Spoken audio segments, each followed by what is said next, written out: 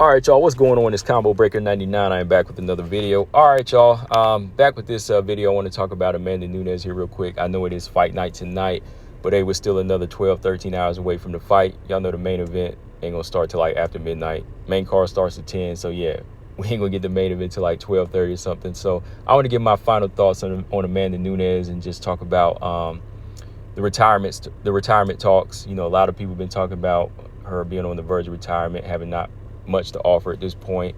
And, you know, she talked about retirement in her most recent press conference as well. But I just wanted to kind of give my thoughts on that, you know, because I think a lot of people feel like she's this shot fighter and that she's done. But I disagree. You know, I think Amanda Nunes just, you know, had a bad night with Julianna Pena. And, you know, she had to refine that fire again, you know, and that happens sometimes. You know, Amanda Nunes is 35, yeah.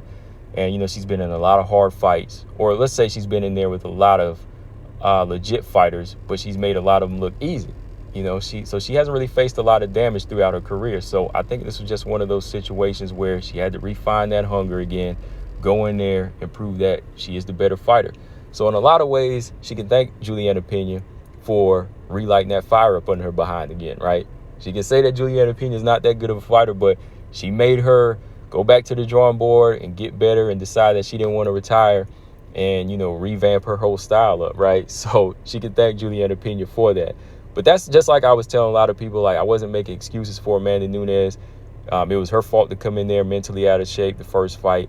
But when she's turned on, she's still the better fighter. So against these other bantamweights, as long as she can make sure that she's turned on mentally and technically, she'll beat a lot of these fighters. You know, of course, this fight with Irene Aldana is going to be a challenge, you know, because for some reason, whenever fighters like, you know, when dominant champions tend to have that aura broken, you know, it kind of awakens the confidence in these contenders. Just like with Grasso Shevchenko. When Grasso went in there and beat Shevchenko, she made her look less than invincible.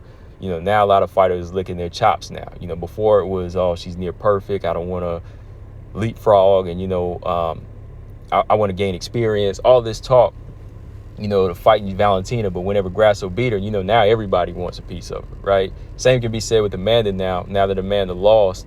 You know, fighters are going back to the drawing board and they're working harder and they have this confidence about them. So, you know, that's the one thing, yeah, that Amanda's going to have to be careful about now moving forward. Like, she could be a better fighter than she was before, you know, but when you start looking this way, a lot of fighters are going to approach you in a different way. It's like a bully. You know, when a bully gets beaten up for the first time, you know, a lot of people, their fear of, I won't say respect because nobody respects a bully. It's more about fear.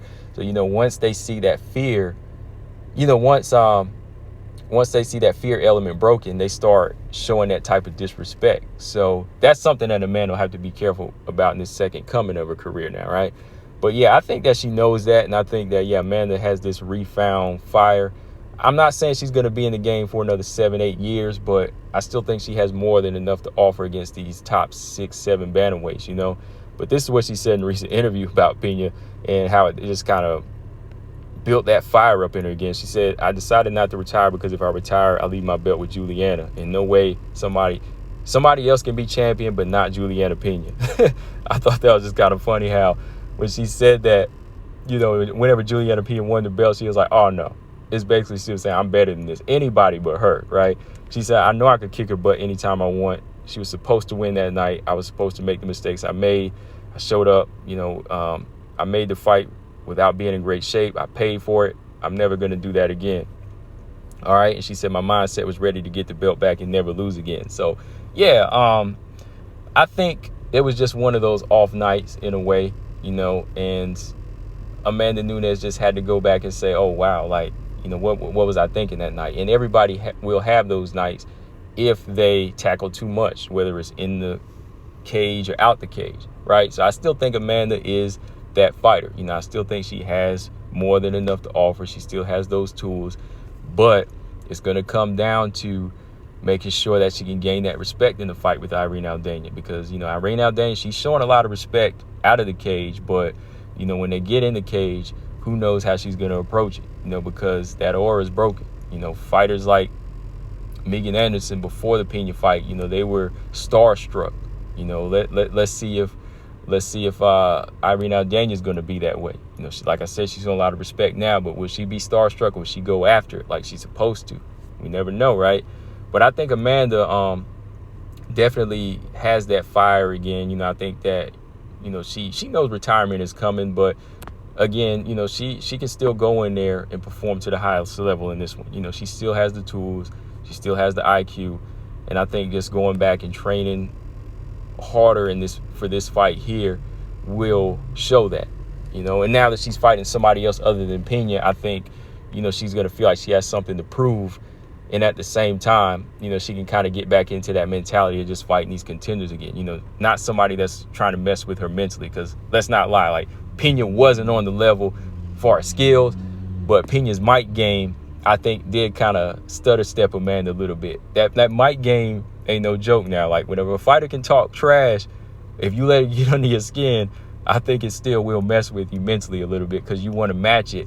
But if that's not really your game and just fighting is your game, it can kind of throw you off. So I think Pena's mic skills too, that kind of threw Nunes out of whack a little bit, you know, feeling like, oh man, this girl's just all trash talk, I'm gonna go in there and whoop her. But she got thrown off her game. But this time around, I think Amanda's just going to be dead set on winning again and being dominant and being that fighter that she was. Now, how long does she stay around from here?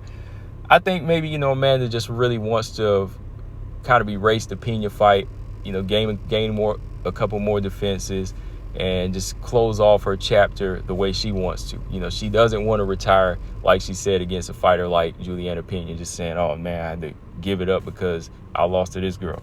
No, she was like, no way. You know, I think it's going to have to be on her terms, and hopefully she can do that on her terms, right?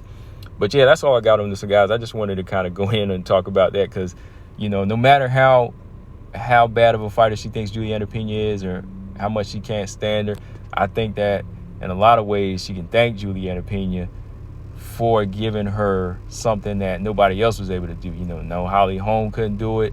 She couldn't really give her that type of fire. Ronda couldn't. Julianna Pena was that one that made her have to go back and say, do I want to retire? Am I a better fighter?